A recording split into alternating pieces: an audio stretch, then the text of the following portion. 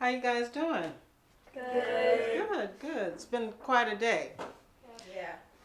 What I want to speak on is the reoccurring theme of the event today, bridging the abyss. So what I'm going to address is bridging the differences in education. As we all know, American education is in crisis mode, and thousands of youth are dropping out every day. And why is that? So I reflected upon my experience as being an elementary school teacher. I taught fifth grade for a number of years. And usually my students were, maybe I had one or two students that were behavior problems and one or two that were performing below grade level. But, that was workable. That was okay.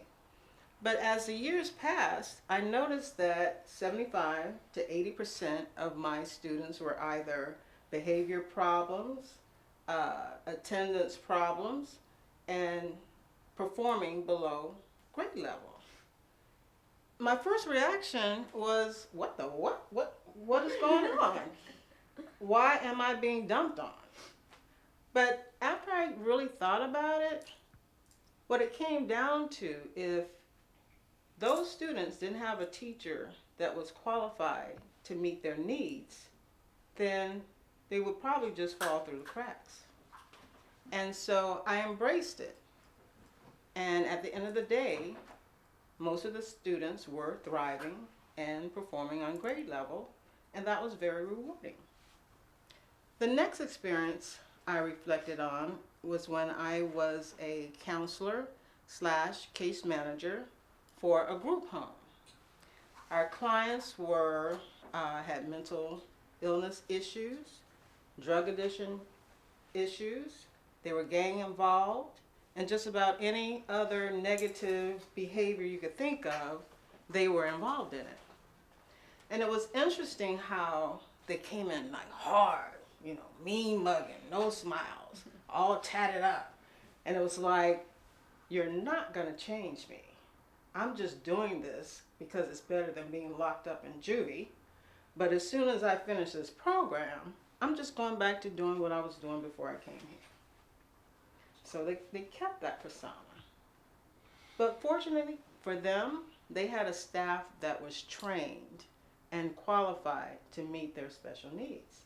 So even though we were getting cussed out every other day, disrespected every day, we just kind of hung in there and loved on them, supported them, provided them with suitable education, and most of all, we provided them with experiences that they had never had before. Experiences where they were actually having fun, and that mean mug slowly melted away. And that was very rewarding. The next experience I reflected on was when I worked at Santa Rita Correctional Facility, which is located right outside of Oakland, California. I worked with minimum and maximum security young men as well as women. And what was so amazing to me was that the clients I worked with had brilliant minds. They were very intelligent. A lot of them were poets. They were very creative.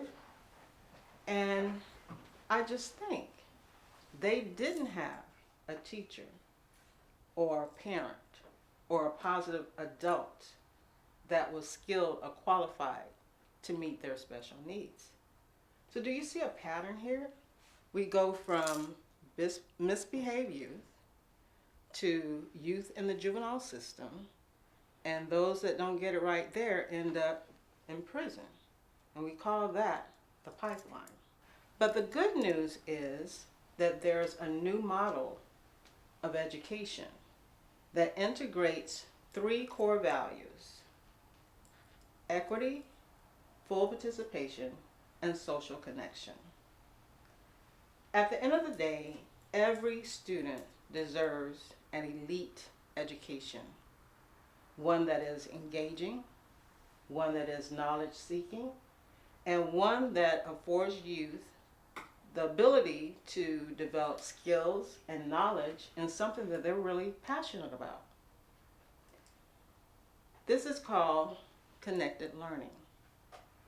And what connected learning ultimately does is tap into digital media to affect educational reform.